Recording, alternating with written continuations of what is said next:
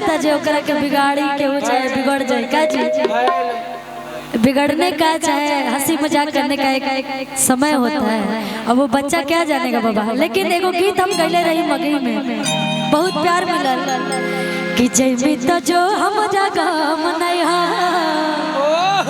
आ तेरा नियन माल हम जगह मनैहा। और मैं बता दूं ये परी जी है, बहुत ही अच्छी परफॉर्मर है, बहुत ही अच्छी आर्टिस्ट है, बहुत ही अच्छा परफॉर्म करती है। मतलब देखिए एक सूचना है, जितने भी माँ बाल कमेटी के सदस्य हैं, जितने भी माँ बाल कमेटी के सदस्य हैं वो काउंटर नंबर 6 पर चले जाएं। जितने भी माँ बाल कमेटी के सदस्य हैं वो काउंटर नंबर 6 पर चले जाएं। और जो भी गार्जियन अभी सूचना लेकर के आ रहे हैं उनसे मैं रिक्वेस्ट करूंगा कि अब खुशी कक्कड़ जी के 2 गीत के बाद ही मैं बीच में डिस्टर्ब करूंगा, मैं अब कोई सूचना नहीं बोलूंगा। बाबा जी डिस्टर्ब कर रहे हैं, अभी कर लीजिए, 2 गीत के बाद बात करिए। नहीं जब बात बोल दी है तो मैं एक बात बोल देता हूँ। अभी आप बोल रही थी ना कि बिगड़ने का एक सीमा होता है। अब बतावा भैया 8-9 क्लास में लड़का पढ़ता रसन और ऊपर कहला कि 34 वर्ष के चाची के एज के लड़की मेहरारू से प्यार हो जाता है। अभी सोशल मीडिया पर हमने के देखा नहीं जाए कि बतावा कि एक भुगतान खुशी जी भर दे में बस के बात नहीं थे। कलयुग बा आ सोशल मीडिया के जमाना बा खुशी जी। हाँ ये जरूर कहम कि जेकर जैसा परवरिश रही, संस्कार रही, उस सामने प्रदर्शित जरूर हो जाई। अगर विवाह होता तो हमें कहीं ना कहीं माता पिता के जहाँ अरेंज मैरिज होता वो हमें माता पिता के संस्कार बोलता कि वो अपन बेटा के उतना अधिकार देले बड़ा और बेटा वो अधिकार के निर्वहन के लिए बाकी अपन बाप के अपन माता के समाज में बिरादरी में मस्तक उठा के कहे के मौका देता कि हमार बेटा हो ये हमार बेटी ही हो। अगर ये बात सही बात तो भाई एक बार हमार बात के समर्थन में ताली बजा देवे के होई। स्वागत बा, अभिनंदन बा, जल्दी से जय बाबा रवा आराम कर जय।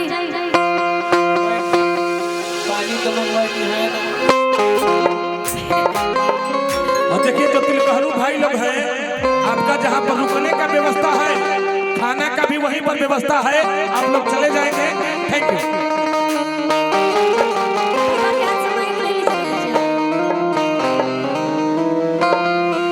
कि जय मित्र जो हमारा गाम नहीं हो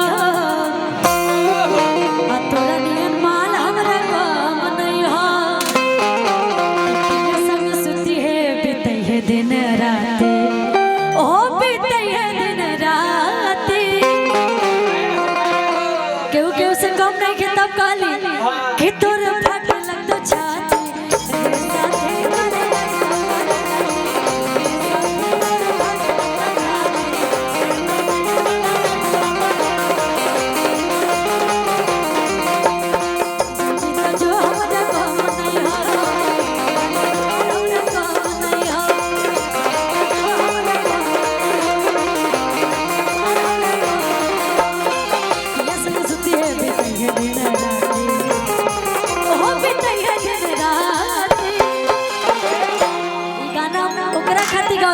अभी यही लगन में ताजा ताजा ब्रेकअप भइल बा, केकर ताजा ताजा ब्रेकअप भइल बा। अभी ए लगन उधर यहाँ सब टूटे दिल वाले ही आए हैं, सब प्यार के मारे बेचारे आए हैं।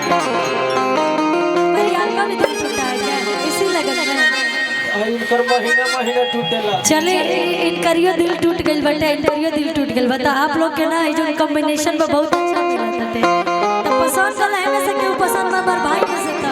अच्छा रोवा क्यों पसंद बड़ी था साथ में रहो सबके कि तोरे फटे लग तो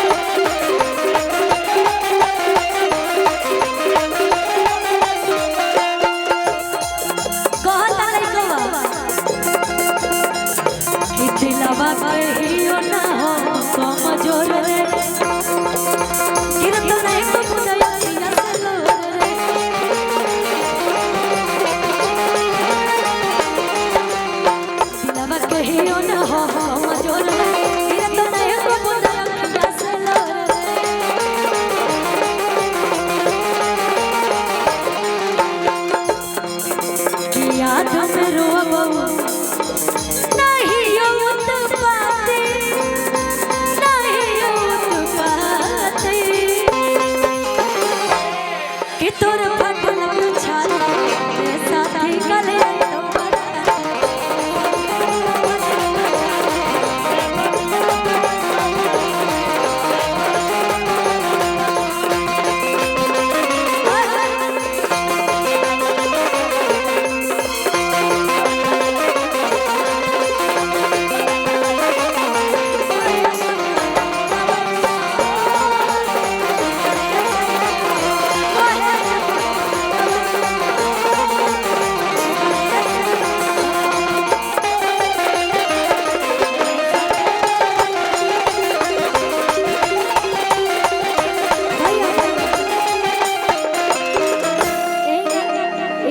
अंदाज में ठेका चलत रहेगा चाहिए। बड़ी सुंदर आप लोग बजावत हैं और मैं चाहती हूँ आप लोग भी इधर रहिए। सब कहाँ की रहने वाली हैं आप? अच्छा आप सब उधर ही गए हैं और परी परी इधर आओ। कहाँ के रहे वाला हो तुम? झारखंड के हैं आप? बहुत अच्छी बात है। परी झारखंड के हो? कह रही है झारखंड की हूँ लेकिन बिहार की हो गई। तो बिहार में जो आता है ना वो बिहार का हो जाता है। बिहार के लोग इतने प्यारे और स्वीट होते हैं। लेकिन कोनो ऐसा लड़का ना हो कि जेकर दिल में ख्वाहिश ना हो कि तनी हम रसिया जाते कमाए। रसिया में हमारे बिजनेस हो का जी तो औरतिया कहती है ओहो कमाल पिया रसिया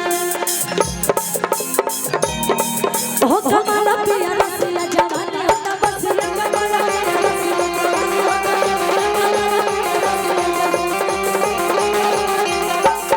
लेकिन हम चाहते हैं कि आप लोग इन्हें आ जाए थोड़ा इधर भी आप लोग ध्यान दीजिए और तभी आप लोग ट्रेन बन जाइए है ना। और परी ट्रेन भी इंजन रहेंगी और मैं चाहती हूँ कि ऐसे ट्रेन जाना चाहिए बिहार से झारखंड तक। अरे लाइन में लग रहे हैं लाइन में लगी मैं ये के बच्चे मैं इनको घर लेके जाऊँ क्या? बहुत सुंदर है बहुत क्यूट। इनके मम्मी पापा कहाँ हैं? मैं इनको घर लेके जाने वाली हूँ।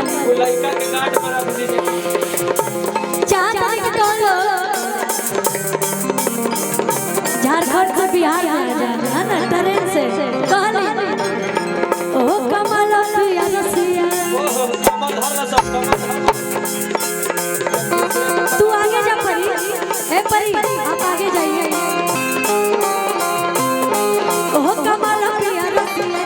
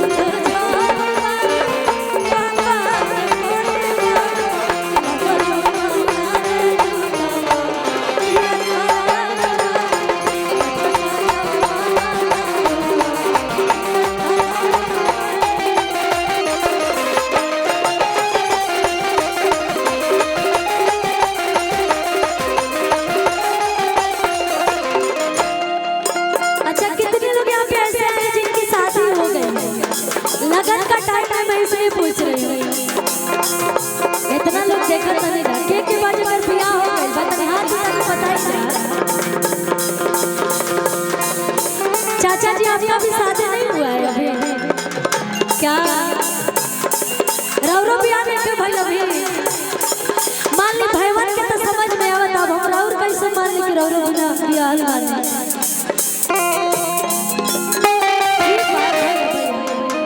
बियाह केकर नहीं क्यों भाई तने वो लोग बताई तो इधर से सब यहाँ पे कुआरे आए हैं। तो एगो लाइन याद आ गया अभी जाड़ा खत्म नहीं के बैठ रहा सब कहते बिट्टू जी आपका शादी हो गया है रौरो नहीं के भाई जाइए कहा था